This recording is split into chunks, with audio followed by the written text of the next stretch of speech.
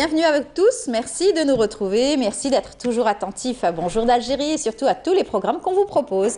Nous sommes donc le jeudi, dernier jour de la semaine, le jeudi 8 novembre, nous serons ensemble jusqu'à 9h30 comme les jours de la semaine et nous aurons les invités habituels et surtout la rubrique habituelle, la rubrique que nous avons donc entamée il y a quelques temps. Nous avions l'habitude de recevoir Lilia Ben Nasser dans sa rubrique Agenda culturel. Ces derniers jours, nous recevons Lilia Ben Nasser dans la rubrique l'invité aussi de la matinale de l'agenda culturel. Elle recevra bien sûr une conteuse qui viendra nous parler de ces journées du conte, qu'elle nous en dira plus tout à l'heure avec son invité. Nous aurons également à traiter de sujets aussi très intéressants, à savoir une conférence internationale sur la dualité entre les ressources fossiles et les ressources naturelles, donc tout ce qui est énergie fossile et énergie naturelle. On va en parler, renouvelables, les énergies renouvelables bien sûr. On parlera bien entendu avec un maître de conférence de Béjaïa qui viendra nous parler de cette conférence. Nous resterons aussi sur la psychologie avec un pédopsychiatre qui sera sur notre plateau. Il traitera aussi de l'importance des jeux et des activités externes dans le développement psychologique de l'enfant. Comment bien sûr choisir les activités extrascolaires aussi pour les enfants. Nous allons également s'intéresser au sport avec la boxe cette fois-ci, un tournoi et un gala de boxe à Gardaïa le 15 novembre. Nous aurons le manager pour nous en parler en détail. Et puis Amir Nebej sera là également pour nous parler bien sûr de son émission. Ciné thématique sera aussi autour d'un film qui a aussi marqué la filmographie algérienne et surtout avec cette consécration au festival, donc un prix au festival, le film Z bien sûr qui a été récompensé. On parlera de ce film avec Amir tout à l'heure et bien sûr le film de Costa Gavras, Z. Il sera sur notre plateau pour nous en parler en détail. Voilà, c'est tout le programme qu'on a choisi. J'espère que vous allez rester attentifs et suivre tout de suite la météo de Mina Abed.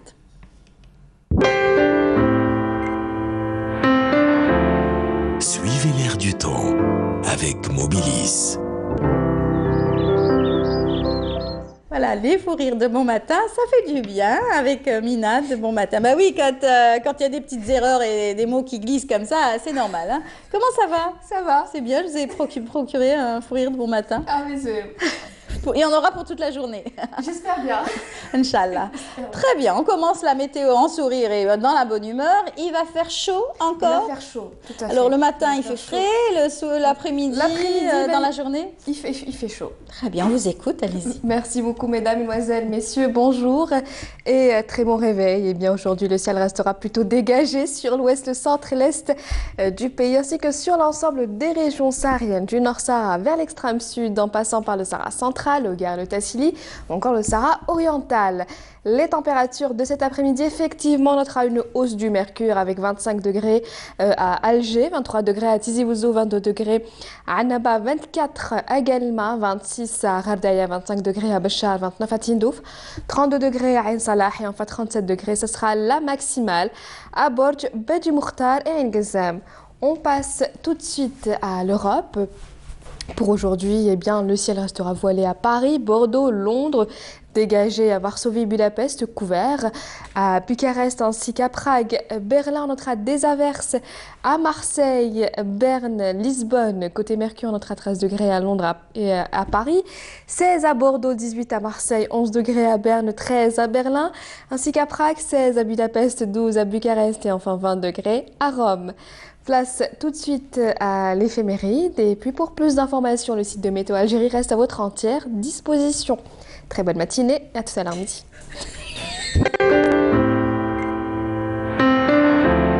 La météo vous a été présentée par Mobilis. Voilà, merci beaucoup Mina. Merci à vous. Bonne journée. Bonne journée. Voilà, on va tout de suite accueillir bien sûr nos invités. On va parler surtout d'artisanat et surtout du savoir-faire ancestral de la région d'Aït Hichem avec leur savoir-faire dans la fabrication bien sûr et le tissage des tapis. C'est un reportage signé Fari El Hamdi.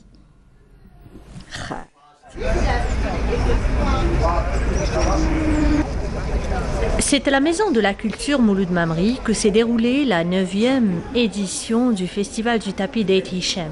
Cette manifestation réservée exclusivement à l'artisanat traditionnel du tapis, qui survit malgré les contraintes et les aléas du temps. Dans une ambiance festive, marquée par une présence des visiteurs et des amateurs de ce métier ancestral.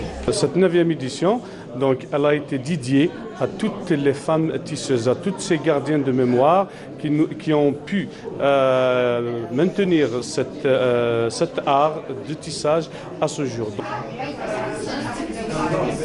Ce festival a vu cette année la participation de tisseuses d'Eit Hichem et d'autres artisans venus de différentes localités et d'autres wilayas du pays, tels que Ghardaya, Khanchla et El Bouaghi. زربية تاع مبواخي اسمها زربية الحركاتية. كاين الحنبل، كاين عدة، كاين حنبل المرقوم، حنبل البوزيقة، اسمها هذو التنوع. كاين القشابية، كاين البرونس. هذو المرأة تخدمهم منذ القدم. اللي سيمبول فيها تاعها هي انه عندنا ذاك الوان طبيعيه تمتاز بها المنطقه، هي الاحمر، الابيض، الاسود، ما نكثروش منه بزاف، بس السيمبول تاعها هو اللون تاعها. عندنا ذاك رموز بربريه، الرموز عندك كاينه رموز، كاينه رمز يرمز الزهره، العفس، ذاك الذيب كيما نقولوا، كاينه ذاك رقبه البعير، كاين ذاك الشنقاله، كاين عندنا رموز مسميينها على البيئه. الزربيه تاع غردايه تميز باللي موتيف تاعها باين سبيسيال موضه تاع غردايه، كان مخدمه بالصوف، مخدمه بالفيبران سنتيتيك. كان دو موتيف، كان موتيف بينيزغان، موتيف غندوره موزابيت، معروفه على انترناسيونال. Cette nouvelle édition a rendu hommage à deux doyennes, les tapissières Ben Ouamer Houria et la défunte Ghanima Eiti Saad. Parmi ces femmes, donc, il y a Eiti Saad Ghanima, donc, qui a été Moudjahida, donc elle a fait la révolution. Après la révolution, donc, c'est elle qui a relancé le tissage à Eiti Hichem. Elle a pris toutes les filles, même de toute la région, donc elle les a ramenées, elle leur a appris à tisser le tapis. Et ça a été un apport économique très important dans la région. Parmi aussi eux, donc Benoît Marhouria, donc qui était Moudjahida et qui après elle s'est mariée au village d'Eiti Hichem, donc et elle a appris le tissage du métier du tissage. Donc elle a fait la révolution fait Abi Youssef. Donc c'est une commune voisine à notre commune. Après l'indépendance, donc elle s'est mariée au village d'Eiti Hichem. C'est là qu'elle a appris à tisser.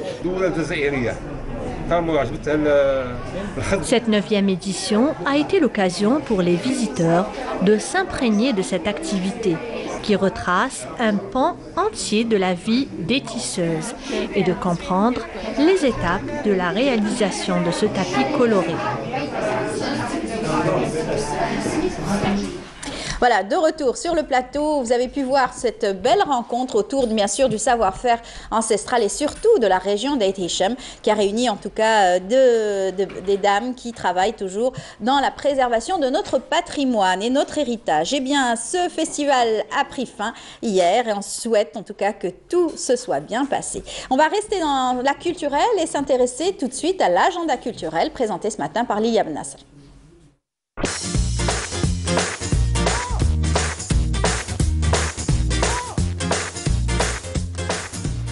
Bonjour Amel et très bon réveil à tous. Et bien ce matin, nous allons nous intéresser aux contes africains plus exactement, puisque 2 soirées leur seront consacrées à l'opéra d'Alger Boualem Bissayeh. Et pour en parler ce matin, avec nous une conteuse, il s'agit de Madame Mehailia Naïma. Bonjour. Bonjour. Merci d'avoir accepté notre invitation. Sans prix. Donc c'est la 2e édition des Nuits du conte africain. Oui, c'est la 2e. Parlez-nous un petit peu de l'événement à lequel vous participez cette année. C'est un événement de nuit, donc on les appelle les Nuits du conte, où on rassemble un peu de partout de l'Afrique, surtout le nord de l'Afrique, donc la Tunisie, le Maroc, l'Algérie, le Congo, et aussi il y a une conteuse qui va arriver de l'Égypte, Arafat. Il y a Jorus de France. Il y a Raïda Germazi de Tunisie. Et du Maroc, il y a Là, ça m'échappe un petit peu le nom, mais voilà. D'accord, donc plusieurs pays participeront à cette deuxième édition. Vous participerez également. Donc nous allons un petit peu nous intéresser aux contes, parler des contes. Les contes se transmettent de bouche à oreille depuis des générations. Oui, comme on dit, le conte voyage. Donc on dit un conte, on l'entend, on l'emporte, il voyage. Et là où il se raconte, il renaît de nouveau. Parce que quand on raconte un conte, moi je suis en Algérie, je raconte un conte avec le dialecte algérien, avec l'atmosphère, l'ambiance algérienne. Et je ne sais pas, peut-être qu'il y aura quelqu'un d'un autre pays qui l'écoute, il l'emporte avec lui. Et quand il le raconte, il renaît de nouveau, pourquoi pas avec un autre dialecte ou avec une autre langue, une autre atmosphère, une autre ambiance. Donc c'est pour ça qu'on dit que le conte est immortel, il est partout. Tout à fait. Et puis tout conte est porteur de messages dans toutes les civilisations. Oui. Oui, il porte toujours une morale. Avant, on ne pouvait pas dire à nos enfants ne faites pas ceci, ne faites pas cela, mais on a merveilleusement inventé le conte.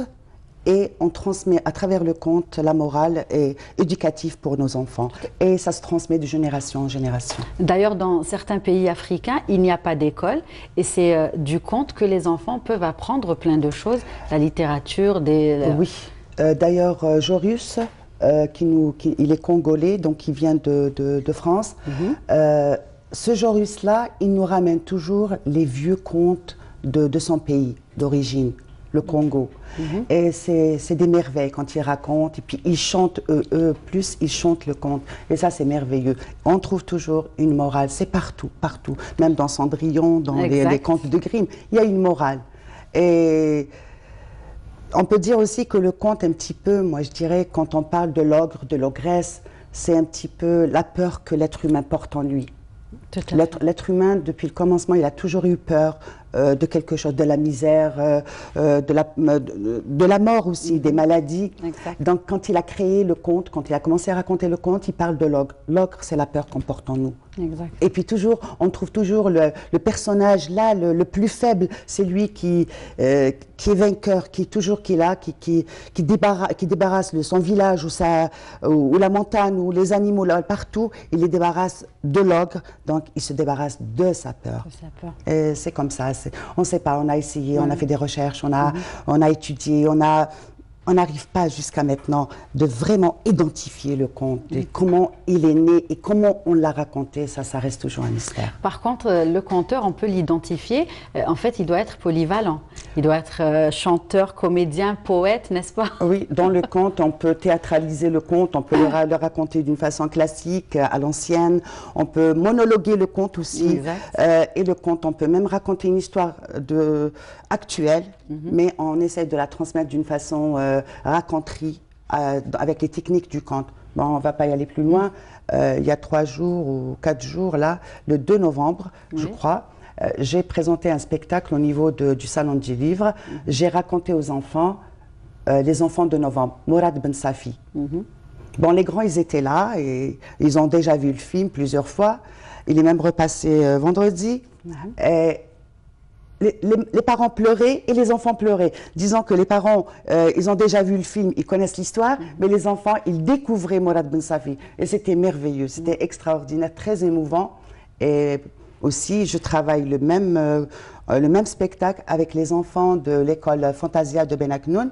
Donc, samedi prochain, ils vont présenter le spectacle de Mourad Ben Safi. Donc, j'ai pris toute la classe. On a fait la projection du film. Ils ont vu et revu le film chez eux. Et maintenant, on est en train de faire le découpage pour que les enfants, les futurs petits conteurs, vont raconter Mourad Ben Safi. D'accord, très bien, très belle initiative. Nous allons revenir à l'actualité, qui est le Salon du Livre d'Alger, le Salon international, le SILA. Vous participez avec des ateliers, notamment celui-là, mais aussi... SILA, bon, oui, c'est vrai, je participe avec des ateliers depuis le 31, donc je suis là-bas. J'ai un atelier de contes que je gère chaque après-midi de 14h à 17h. Et là, je reçois beaucoup d'enfants qui viennent, surtout les écoles privées, ils ramènent leurs élèves, ils s'installent, je raconte mon conte et je demande aux enfants de me dessiner le conte. Parce qu'il y a beaucoup d'enfants, ils ne savent pas écrire. Donc, bon, les plus grands, ils arrivent à m'écrire, mais les plus petits, ils me dessinent. Et là, je suis vraiment sublimée de leurs dessins, sublimée aussi de leurs résumés. Et d'autres, ils reviennent le lendemain avec leurs parents. Ils me disent, moi aussi, j'ai écrit un conte. Moi aussi, il y a une fille qui m'a ramené 3 contes. 3 contes qu'elle a écrits chez elle, ils sont merveilleux. Oui. Et avec le sponsor Techno, donc on a décidé cette année de choisir les meilleurs contes et la meilleure illustration, et on va les éditer pour l'année prochaine. Donc les contes des enfants vont être édités pour l'année prochaine. Les enfants sont très attirés par les contes.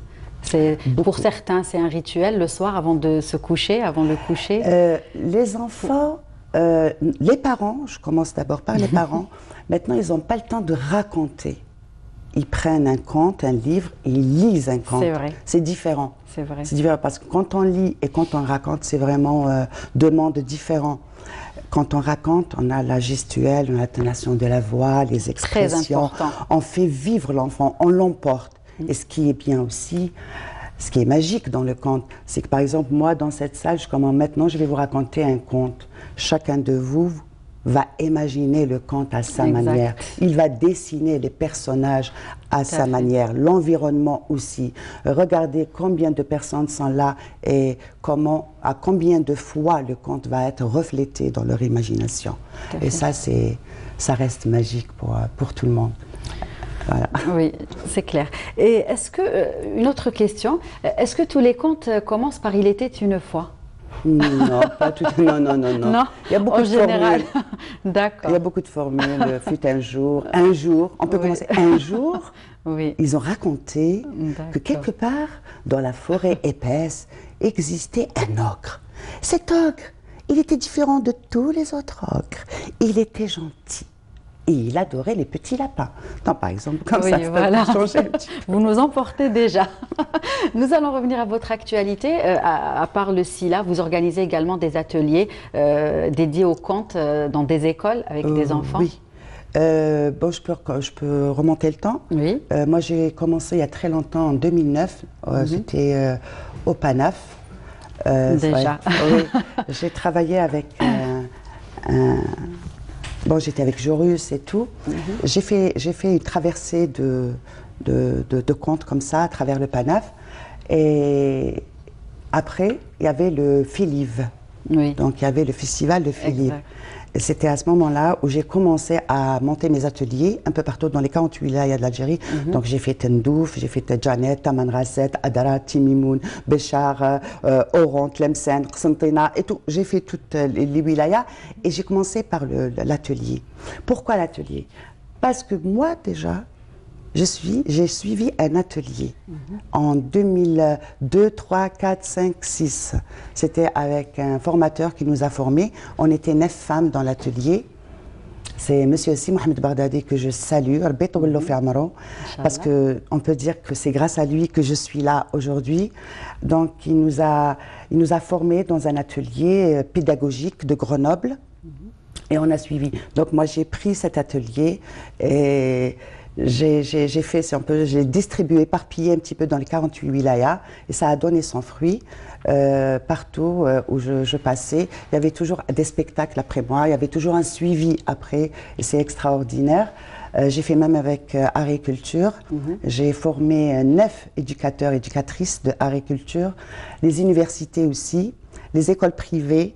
J'ai travaillé à plusieurs écoles privées. Actuellement, je suis à Fantasia, c'est une école extraordinaire. D'ailleurs, ils encouragent tout ce qui est artistique et aussi le conte. Il y a aussi l'école Les Aurès, à Val d'Hydra aussi. La directrice, elle est extraordinaire. C'est une Américaine en plus. Donc, elle encourage le conte. Ça fait 2 ans que je travaille avec elle. Et disons que le conte, il a même voyagé. L'atelier a voyagé aussi. Donc, j'ai été sollicitée en Tunisie pour des ateliers de conte, au Maroc, en Jordanie. Récemment, je reviens de Sharqa, donc Dubaï. C'est ma 2e édition là-bas. Donc, j'ai participé au meeting et j'ai fait 2 festivals et l'atelier aussi. Voilà, je crois que c'est ça. Donc, vous contribuez à la promotion du conte algérien. C'est bien de faire justement de participer à des événements dans d'autres pays pour justement mettre en avant le conte algérien. Quand je suis en dehors de l'Algérie, donc j'essaye au max de travailler le conte du patrimoine à Mazir. Donc, je sais pas, j'ai eu la chance il y a 10 ans, les Pères Blancs m'ont remis un paquet de contes à Mazir, qui n'a pas, de contes à Mazir, écrit par Abdou Oudou, qui est natif de l'El-Vani-Thalathan. Et depuis ce jour-là, je raconte ces contes, ou je dis ces contes en arabe. Je traduis en arabe, et ces contes-là ont voyagé, ils ont traversé la rive, ils sont allés très très loin, même au Mexique. Oui, en Afrique. Oui, parce que c'est des contes extraordinaires. Et j'ai été au mois de Ramadan dernier à Mesk Jeddah. À Jeddah, il y avait un festival où j'ai participé et je n'ai raconté que mes 48 contes à Mazir de Abdou Oudou. Ils parlent de quoi ces contes? C'est des fables. D'accord. C'est des fables. On a des fables en Algérie. D'accord. Voilà. On a des fables en Algérie, écrites par ce grand monsieur Abdou Oudou, d'ailleurs qui n'est pas connu, qui n'est pas très connu. Il a même édité aux États-Unis en 64. D'accord. Il a édité aux États-Unis. Il est mort, je crois, en 75, mais apparemment, moi je l'ai découvert à travers les Pères Blancs de l'El-Vani Thalathan Michli. Donc j'ai fait des petites recherches sur ce conteur ou écrivain. Je n'ai pas trouvé grand-chose. Je l'avoue, je n'ai pas trouvé grand-chose. Mais j'espère qu'à l'avenir, il y aura, s'il m'écoute, sa famille ou quelqu'un de sa famille qui me contacte. J'aimerais bien faire des recherches sur ce Abdou Oudou et éditer ses contes en arabe. Très bien. Sinon, aujourd'hui, quelles sont vos ambitions par rapport au conte algérien? Moi, je remercie Siham Kennouch. Elle a réussi, bravo. Oui. Parce qu'en Algérie, par rapport au Maroc et en Tunisie, on n'a pas de festival de contes. Il y a un seul, à Oran, le Petit Lecteur. Il y avait un autre à Constantine, il était une fois, Kenya Meken. Kenya Meken, on n'entend plus parler. Dieu merci, le Petit Lecteur avec Madame Zoubida. Donc chaque année au mois de mars, il y a ce festival, c'est extraordinaire. Mais à part ça, le PetitLecteur, on n'a pas. Donc Siham, l'an dernier, elle a réussi pour les nuits du conte. Édition. Ça fait rien, 2 nuits. Mais pour moi, c'est 2 éternelles nuits. Pourquoi? Parce qu'elle a réussi et je la félicite qu'elle a réussi à rétablir le conte au sein de la société algérienne de cette manière et de ramener des conteurs un peu partout du monde. Pourquoi? Parce qu'elle peut aller jusqu'à ramener d'Italie. Moi, j'ai travaillé avec des conteurs italiens qui disent, ils montent sur scène, ils racontent nos contes. Ils disent que c'est des contes italiens. Je me dis, mais attendez, ce conte-là, il existe chez nous. Alors après, on a fait une conclusion que le conte est voyageur. On peut le trouver partout. Il y a même des contes russes sur Natacha. Quand on lit le conte, bon, on le trouve, on le découvre et tout. Et juste à côté, on a le même. Raconté différemment, d'une autre manière, dans une autre atmosphère et tout. Donc c'est les mêmes. C'est pour cela qu'on dit que le conte n'appartient à personne. Exactement. Le conte n'appartient à personne. Il appartient à tout le monde, pour le monde entier. Parce qu'on le retrouve partout. J'ai rencontré des Égyptiens, ils disent qu'il Saïdi. Il vient te raconter son histoire, son conte. Stop.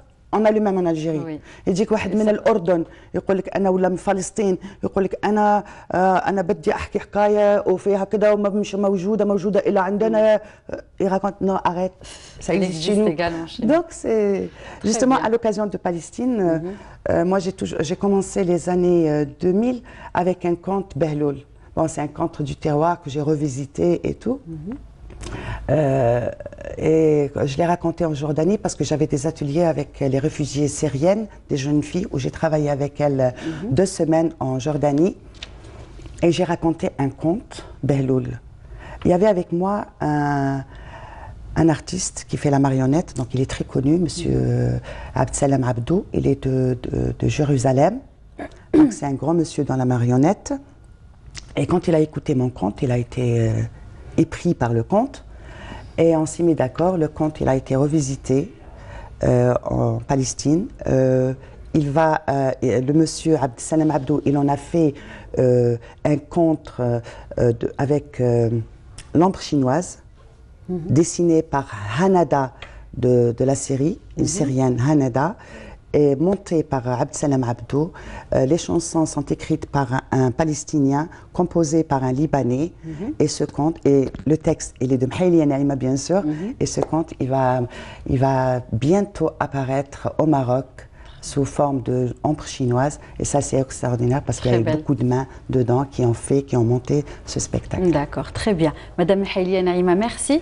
Merci à vous d'avoir accepté notre invitation, de nous avoir donné toutes ces belles informations concernant le conte africain et le conte algérien. Et merci pour tout ce que vous faites. Nous aurons l'occasion de vous recevoir pour d'autres événements. Pourquoi pas, ça sera avec plaisir. Je vous invite à rester avec nous. Le temps pour moi de donner les quelques rendez-vous culturels aux téléspectateurs. Des rendez-vous à ne pas manquer cette semaine. Nous allons commencer par les expositions. Parler tout d'abord d'une exposition collective qui se tient à la galerie d'art Le Pan, une toute nouvelle galerie qui a été ouverte samedi dernier. Des peintures, de la céramique d'art, des artistes de renom donc participent à cette initiative et vous révèlent leur création. L'atelier Soupçon d'art est également de la partie.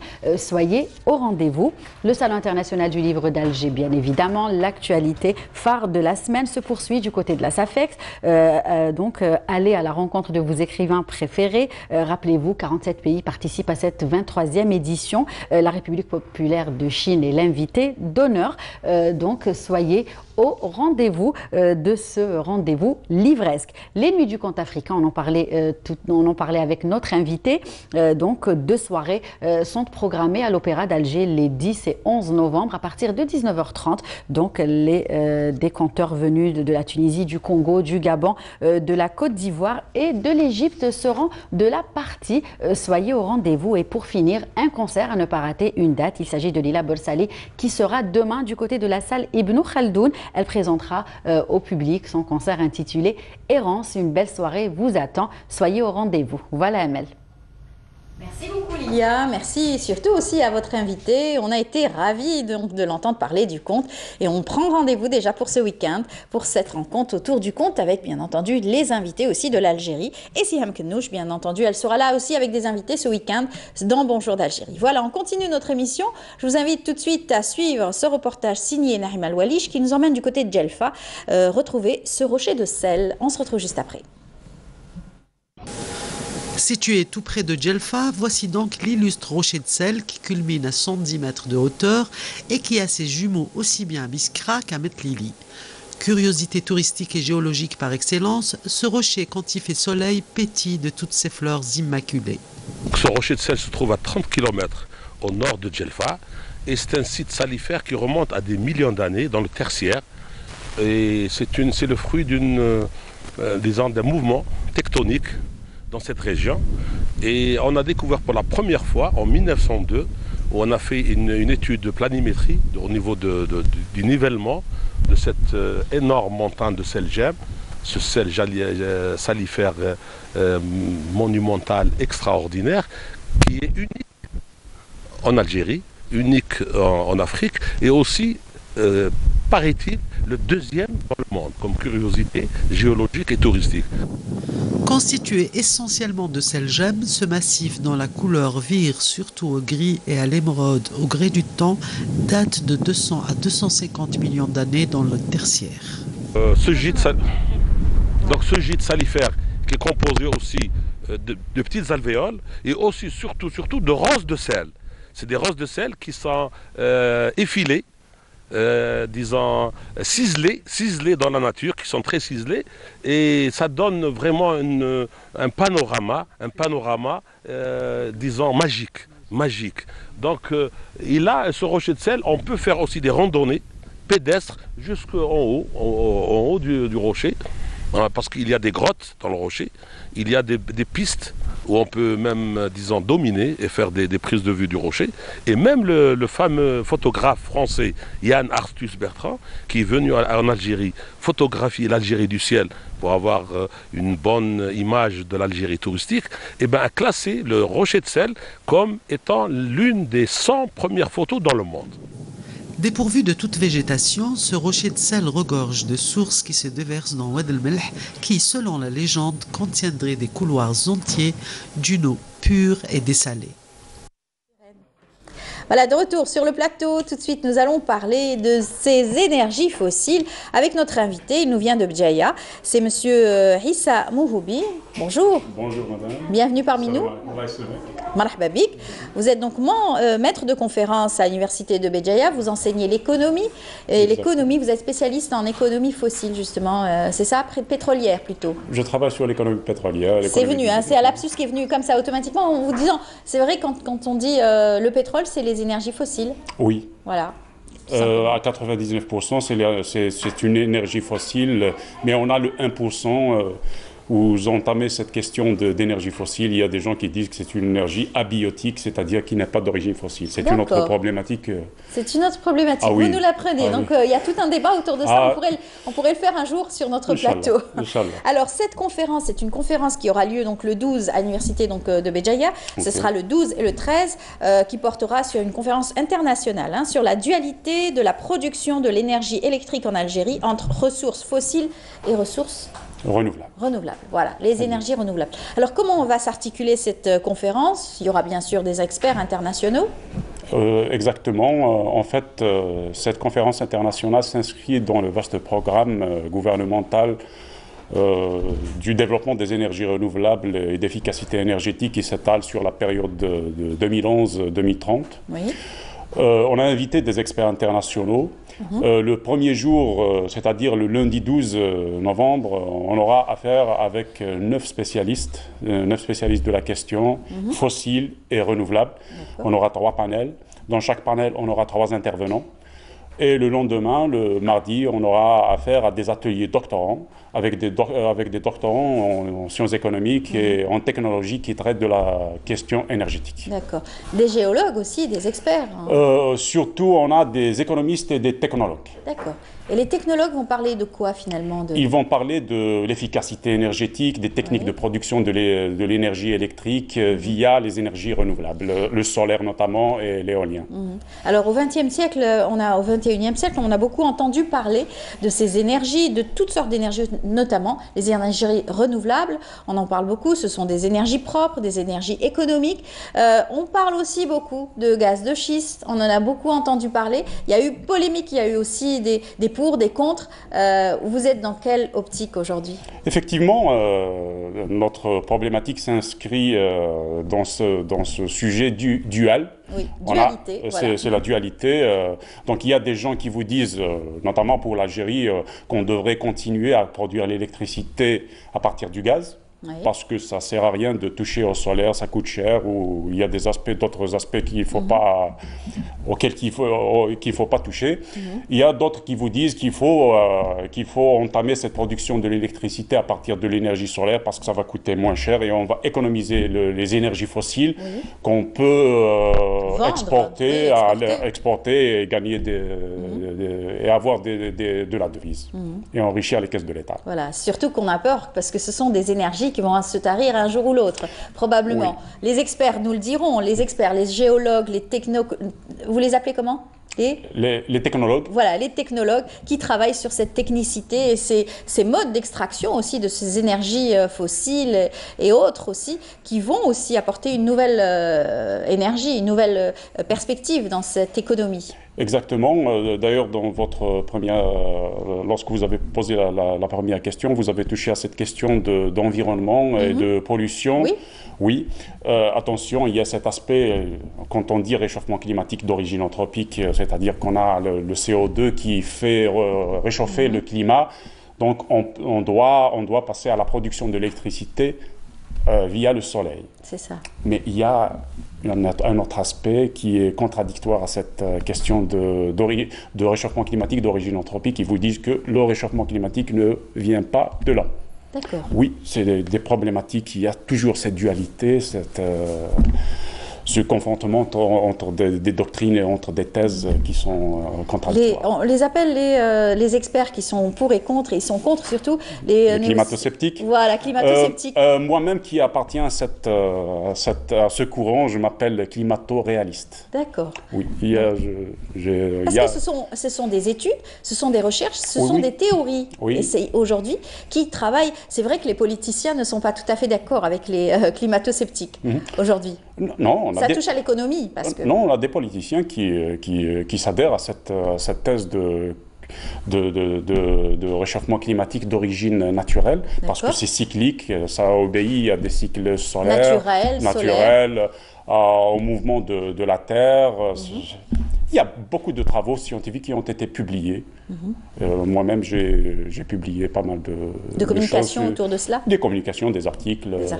Alors, puisqu'il va y avoir donc des experts, des conférenciers, il va y avoir donc plusieurs communications lors de ces deux journées. Oui. Les thèmes qui tourneront autour. On va parler de l'efficacité énergétique. D'accord. On va parler du mix énergétique. On va parler de la transition énergétique. Et on va parler même de l'hybridation, c'est-à-dire produire de l'électricité à partir du gaz ou peut-être du diesel et du soleil. Jusqu'à aujourd'hui, on parlait de production d'énergie avec de l'eau, avec les barrages, avec bien sûr l'éolien aussi, qui pourrait être... Dans les pays où il y a ces ressources renouvelables. Mais ici, chez nous, en Algérie, on est parfaitement riche en soleil. On a un vaste terrain. C'est suffisant. Ah oui. On peut exporter. D'ailleurs, le vaste programme gouvernemental vise à produire jusqu'à 22 gigawatts d'ici l'an 2030. 12 gigas pour la consommation nationale et 10 pour l'exportation. Exactement. Nous avons un ministère donc, de l'environnement qui traite de cela d'ailleurs, environnement et énergie renouvelable. Donc qui encourage beaucoup de nouvelles startups qui travaillent dans ce sens-là d'ailleurs. Alors, donc des conférences, mais aussi des ateliers. Donc, la deuxième journée va être consacrée aux ateliers. Aux ateliers des doctorants, je vous ai dit. Donc, on aura des ateliers pour les économistes qui travaillent sur l'efficacité énergétique, pour la mesure des coûts avantages de l'exploitation des énergies renouvelables en comparaison avec les énergies fossiles. Ensuite, on a un atelier avec les étudiants des doctorants de technologie qui ont conçu des maquettes de production de l'énergie, des énergies renouvelables. D'ailleurs, on va exposer quelques maquettes de leur production pour les visiteurs de la conférence. D'accord. Donc, beaucoup d'ateliers seront aussi donnés. Ça permettra aussi aux étudiants de confondre leurs études aussi les uns les autres et de se confronter aussi aux entreprises peut-être qui seront intéressées sur leur projet. Oui, on aura des entreprises qui vont visiter la conférence. Par exemple Par exemple, on a Sonelgaz, on a la SKTM, c'est une filiale de la Sonelgaz. On aura Modelco, c'est une entreprise qui investit dans des énergies renouvelables et pas mal d'autres. Voilà. Les énergies thermiques aussi. Donc, la géothermie. Oui, la géothermie. En Algérie, on se concentre sur la production de l'énergie à partir du soleil. Parce que quand on parle... On pourrait également. Oui, on pourrait, mais la géothermie, quand on parle de géothermie, il faut avoir des geysers, il faut avoir des volcans, il faut avoir beaucoup de choses. Mais ici en Algérie, on a un gisement gratuit qui s'appelle le soleil, qui nous visite chaque jour avec pas mal d'heures. Très bon ensoleillement. Bon ensoleillement. Oui. Voilà, qui pourrait suffire justement pour travailler dans ce sens-là, les énergies renouvelables et surtout les énergies thermiques. En tout cas, bonne chance. Un dernier mot peut-être pour votre rencontre. Merci. Je remercie d'abord la chaîne Canal Algérie qui nous a permis d'exposer notre conférence. Je vous remercie beaucoup. Je remercie tous les participants de la conférence, toutes les parties prenantes. Je remercie nos sponsors. Je remercie le recteur de l'université de Béjaïa qui ne sait pas dire non pour ce genre de manifestation et notre doyen de la faculté. Je remercie encore surtout le comité d'organisation. Actuellement, on est en plateau. Eux, ils travaillent, ils préparent la conférence parce qu'on a 2 journées ouvrables, le jeudi et dimanche. Voilà, première du genre, première édition à Béjaïa. Mais c'est une conférence internationale d'envergure internationale. Très bien. En tout cas, bravo à vous. Bonne chance pour toutes ces recherches. J'espère qu'on aura l'occasion de se revoir avec encore une fois des concrétisations réelles pour pouvoir en parler encore sur nos plateaux. Je rappelle, Issa Mouhoubi, vous êtes maître de conférence à l'université de Béjaïa. Vous enseignez l'économie et l'économie donc pétrolière, c'est cela? Exactement. Bonne chance. Merci, à très madame. bientôt. On rappelle l'événement, c'est cette conférence internationale sur la dualité entre la production d'énergie électrique en Algérie, entre ressources fossiles et ressources renouvelables. Ça se passera donc ce lundi à Béjaïa, l'université de Béjaïa, le 12 et le 13. Voilà, le rendez-vous est pris. Merci encore une fois et bonne journée. Eh bien, on continue notre émission. Restez avec nous. On va suivre tout de suite un reportage signé Yazid Ait Mahiddin. Il revient sur cette célébration donc, du 1er novembre un petit peu partout. Et cette fois-ci, c'est en Kabylie. On se retrouve juste après. À Tizimlel, dans le Haut-Durdura, le souffle de novembre a ravivé la mémoire des années de braise. Place au recueillement et aux souvenirs. Les années 50, il y a moins de 500 habitants au niveau village Tizimlel, dont 104 martyrs. Donc, la population du village Tizimlel a beaucoup souffert par rapport au colonialisme français. مي توطفن وثمثنيو حبيب حسنك وحبيب بعمر ومن بعد نكيني ذيراتي سجني طفنيين كذبا على الحبس ذاكي 7 ايام tout en faisant le ratissage. Non, ذاكي قلنا قتالي تقول بخام قناص صايب الحاج محمد محضر العماره ذاكي قتالي ثاني ولود. Des symboles témoins de l'enracinement de l'Algérie dans cette terre prospère. L'âme du martyr Haned Mohamed, pendue sur cet arbre, demeure éternelle. إلا حشود سالم إلا بسوات نستنطلي ومن بعد يروح البيرميسيون ملي يروح البيرميسيون يفدي مجوهد بخم لماذا بيخرج سنة يو هذا الناس راهم كده ربي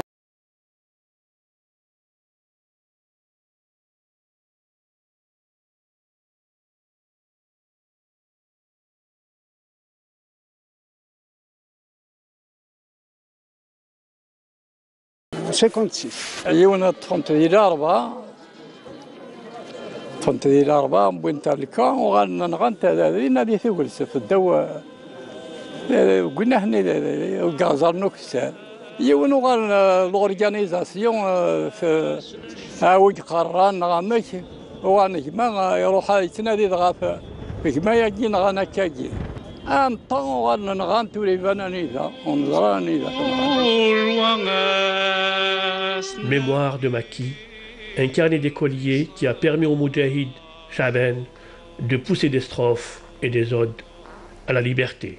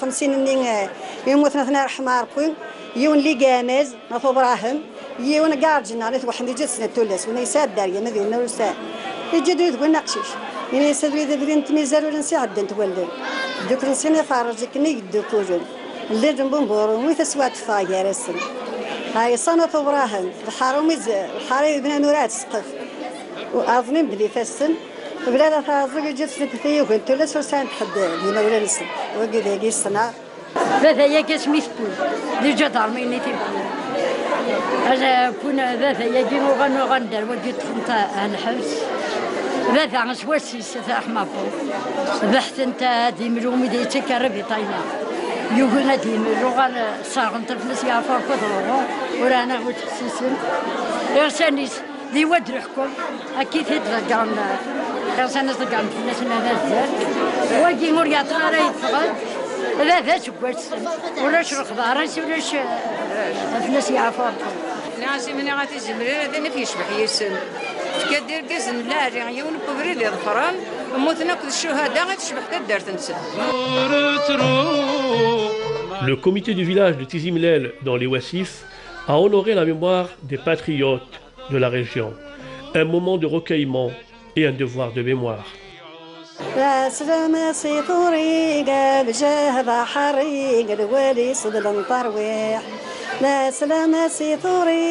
نجاذ حرين الوالي سدل مطروح يطفدي تجرايولي عسيت يغلي المولو يكحضر مطروح عالطيرة قد يعدل ويكيدي شقانا شل خضار يدفر يبودر شهوضا ربي يا زراد جندي يفرح الصبيان دي الدور. Voilà une très belle initiative en tout cas du village et on salue tous les habitants du village à leur tête monsieur Habassi Farid, président du comité du village Tizi Mlel, le village Tizi Mlel, et puis on salue aussi tous les habitants qui aussi ont répondu à cette rencontre et cette invitation, Habib Idir et surtout Farouja Ghazlan et Madame Gessad et Hafsi, en tout cas toutes ces personnes qui étaient là présentes pour cette belle rencontre et surtout Irham Chouhada comme l'a dit à travers ce reportage Yazid Ait Mahyiddin.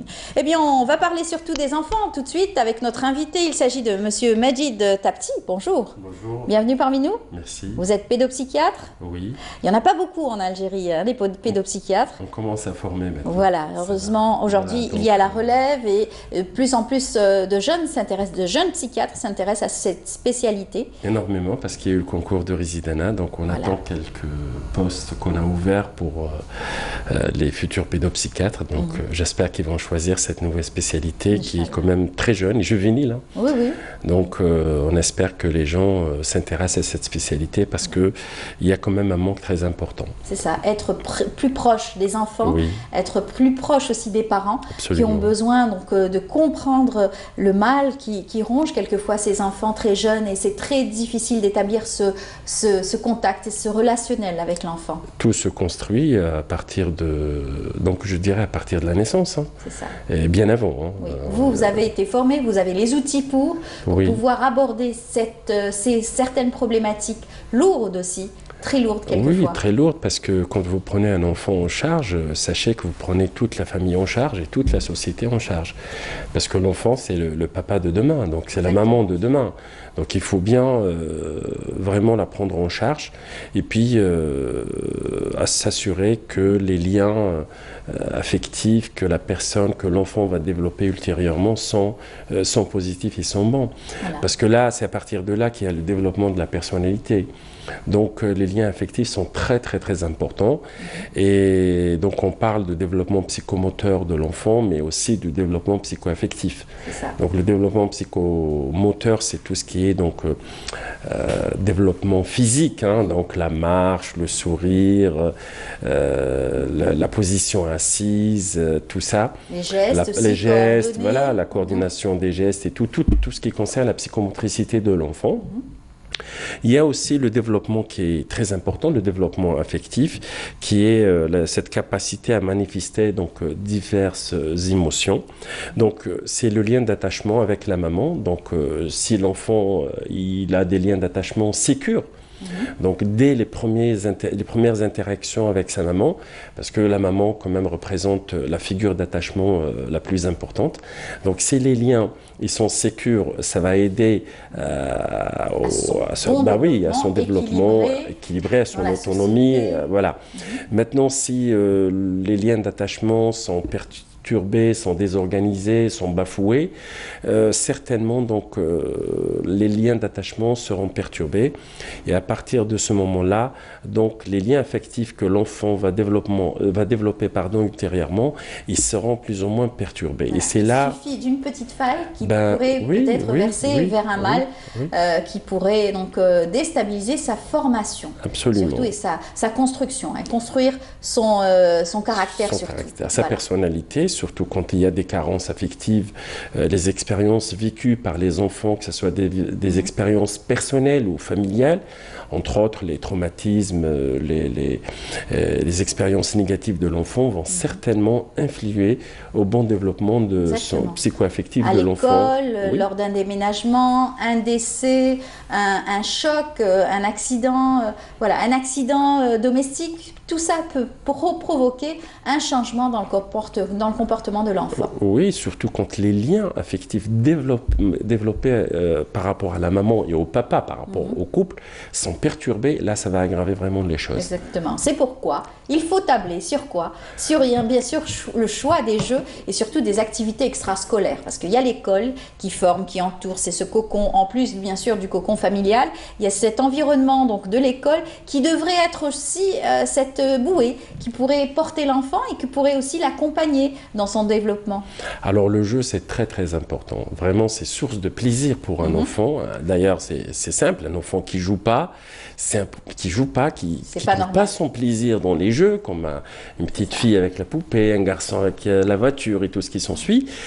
Parce que donc au-delà de la source du plaisir, source d'épanouissement donc physique et affectif pour l'enfant. Et aussi donc physique, pourquoi? Parce que quand un enfant il saisit, il lâche, il prend, il manipule, de donner son jouet. Voilà, donc il y a aussi cette activité motrice fine qui permet à l'enfant de bien coordonner toute son activité motrice et surtout elle contribue énormément au développement de son éveil. Donc un enfant qui joue, c'est un enfant qui sera tout le temps éveillé et surtout la prise de conscience de ses limites. Oui. Hein, il connaît un peu. C'est pour ça qu'on demande aux parents aussi de jouer avec leurs enfants. Hein, quand vous voyez un enfant. Justement, quand vous traitez justement de ces différentes, cet univers du jeu, etc. Là, on arrive à déceler quelques problèmes aussi chez l'enfant, comme par exemple un enfant autiste, il lui sera difficile d'accepter par exemple une défaite. Quand un jeu collectif, il est vraiment difficilement gérable. D'ailleurs, c'est comme ça qu'on repère un enfant autiste, puisque vous parlez des enfants autistes. Il ne s'intéresse pas au jeu, un enfant autiste. On a du mal à capter son attention. Bah oui, il ne s'intéresse pas déjà au jeu, il s'intéresse à d'autres jeux qu'un enfant, entre guillemets, normalement constitué.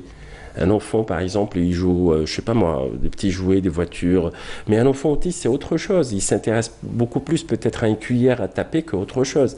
Donc déjà, le jeu, ça nous permet en tant que médecin, en tant que thérapeute, de déceler la façon dont l'enfant joue, l'interaction qu'il a avec, par exemple, son interlocuteur, le papa, la maman, quand il joue. Donc tout ça, ça nous permet, nous, en tant que thérapeute, d'identifier et de spécifier un peu les pathologies liées à cet enfant. Et le jeu, donc, au-delà de son rôle donc, physique et moteur, il a aussi un rôle intellectuel, affectif et social. Et par exemple, on voit un peu ces enfants à l'âge de 3 ans, 4 ans, quand il y a cette transition, il doit dormir tout seul et tout, donc il prend son doudou, par exemple. Donc le doudou, voilà, c'est un jeu, ça permet à l'enfant, parfois, il ne dort pas seul, il n'accepte pas, donc il peut jouer, c'est ce qu'on appelle les jeux de transition. Voyez, donc l'importance du jeu, elle est très importante.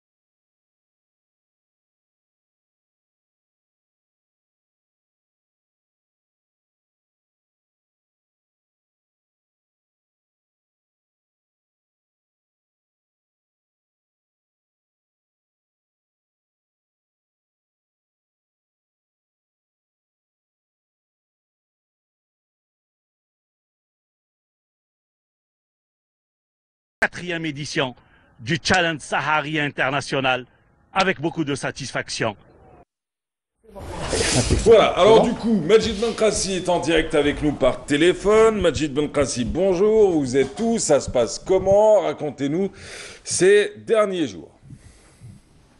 Bonjour Mahrez, donc c'était la dernière étape, celle d'hier, donc qui s'est arrêtée à Hassi el-Bhal, à peu près une centaine de kilomètres de la capitale du Mzab, Gardaya. Donc une finale pratiquement dans la joie, dans la bonne humeur pour tous les concurrents venus de plusieurs pays, de 9 pays exactement. C'est une réussite totale que vous venez d'entendre dans le reportage que j'ai envoyé hier. Les avis donc des organisateurs venus d'ailleurs, ils sont très contents de l'organisation.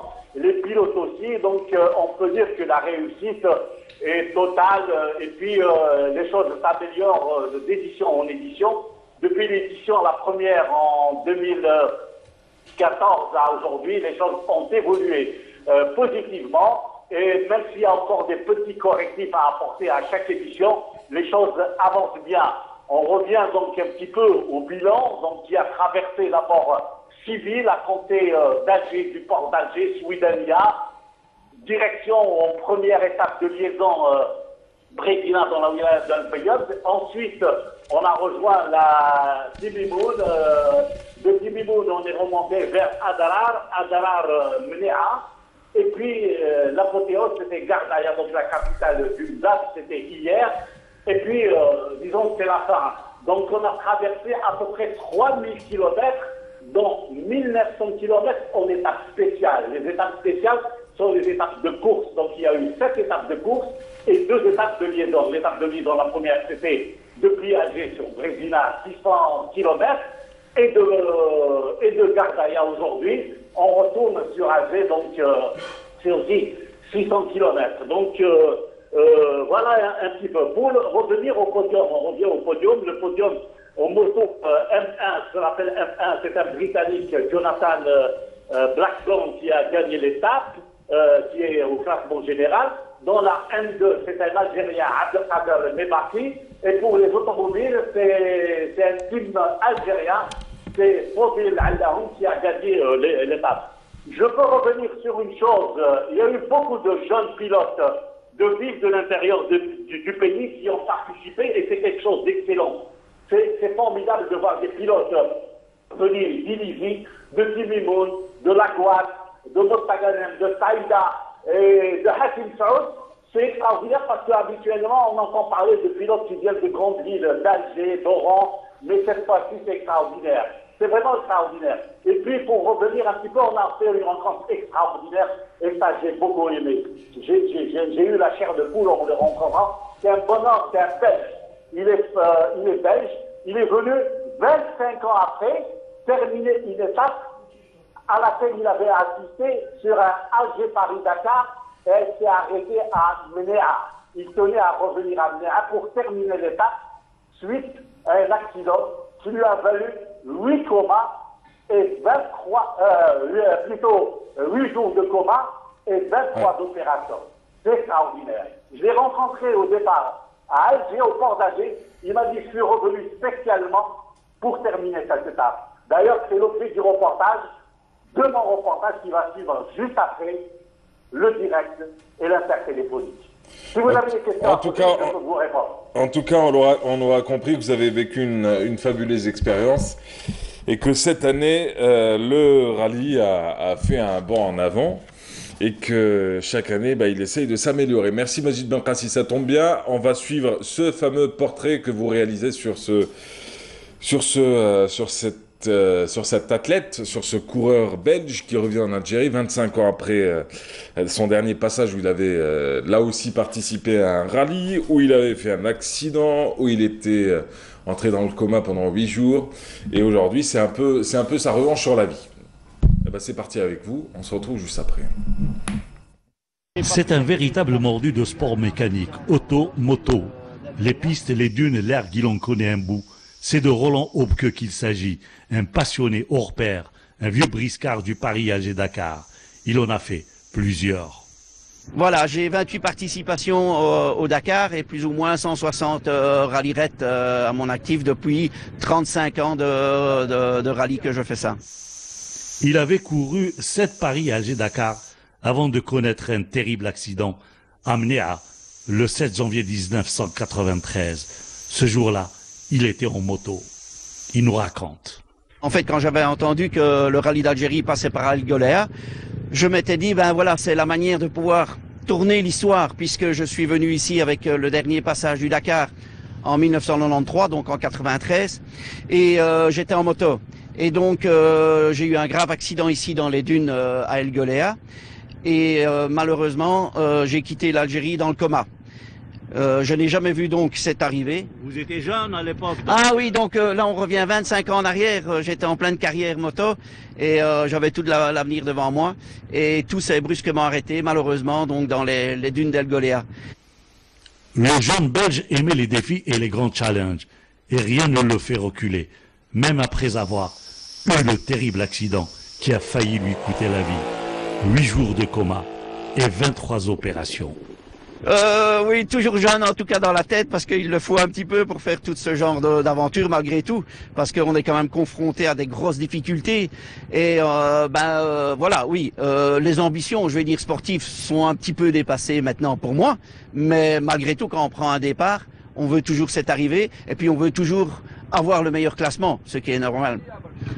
Roland revient sur les lieux qu'il avait marqués 25 ans en arrière, un petit pèlerinage ici à El Mnéa. Il voulait revenir pour terminer un petit peu l'étape parce qu'il a eu une blessure, il a failli mourir, et ben il revient en Algérie avec beaucoup de plaisir. Il revient 25 ans après, terminer l'étape de Mnéa et le bouquet final, un copieux dîner local. Sacré Roland. Ouais, sacré oui, hein, c'est pas mal ça.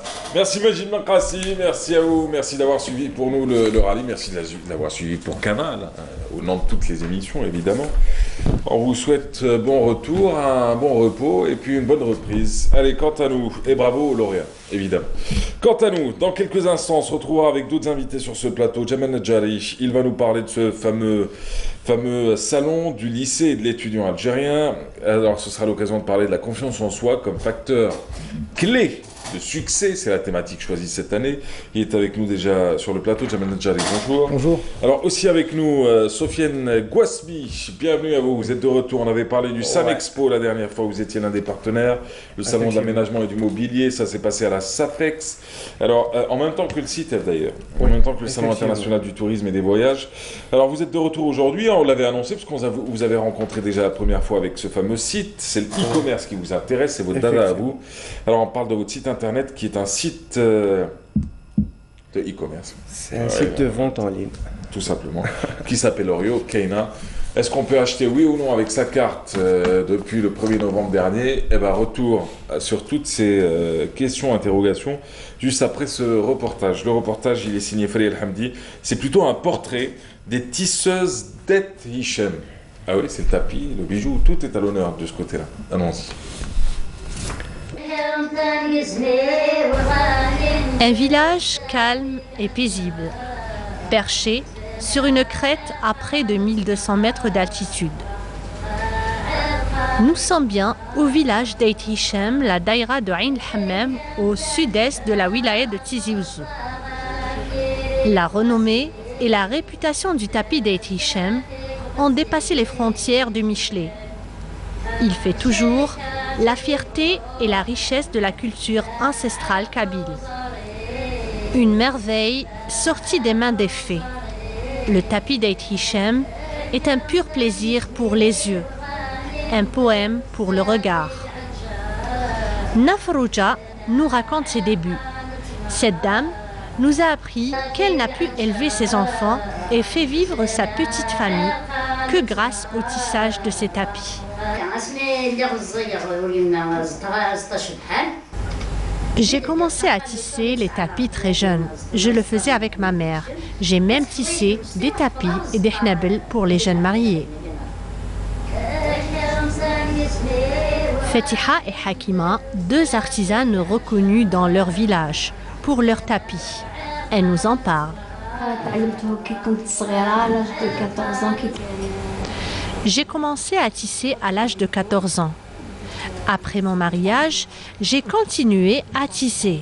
Ici, dans ce village, dans chaque foyer, il y avait au moins une tisseuse. C'est un savoir-faire transmis de génération en génération. Le tissage d'Etisham, tu les connais comme par expérience. Moi, c'est Madame Benaïssa Fetiha. Comme j'étais petite, j'étais à CM. Après, quand j'ai vu les filles à l'artisanat d'Etisham, à l'époque, qui est un métissage, الله يرحمه, شفت من بعد دخلت التيساج. عندي درت عامين في الستاج تاع التيساج. ابري وليت نخدم زربيات، نخدم كل دوكا شفنا كيفاش نكونوا درنا الزربيات، درنا نشوف برك. ابري اون ا كريي اون اسوسياسيون Femmes tisseuses d'Etisham, une association sauvegarde la promotion du tapis. J'ai exercé mon métier depuis 1973 à ce jour. Même si je suis professeure d'enseignement professionnel dans le domaine, je fais sortir des générations dans la sauvegarde du patrimoine. Alors, je vais parler un peu, si vous me permettez, sur l'histoire du tapis d'Etisham. Notre école, elle a ouvert ses portes. La construction de cette école-là, on est venu tout à l'heure, elle est construite en 1875. Il a ouvert ses portes en 1892, géré par les Français. Les premiers temps, vous savez bien que nous, pendant la guerre, c'est avant la guerre aussi, on est géré par les Français. Pendant le déclenchement de la Révolution, l'école a fermé ses portes un moment. Après, les femmes tisseuses qui sont à l'école, elles exercent la formation, le tissage traditionnel d'Etisham. Ils tissaient des burnous, des kachabia, des couvertures pour les moudjahidines.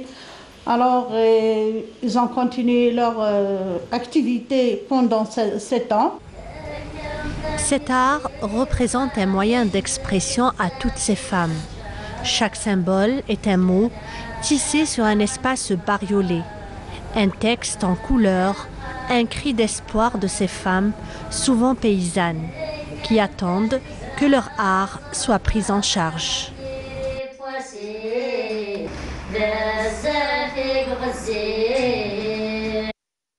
Voilà, Félix Hamdi avec ce beau portrait des femmes tisseuses d'Etisham ce matin. Allez, retour sur la thématique annoncée, retour sur la 8e édition du salon du lycéen et de l'étudiant algérien.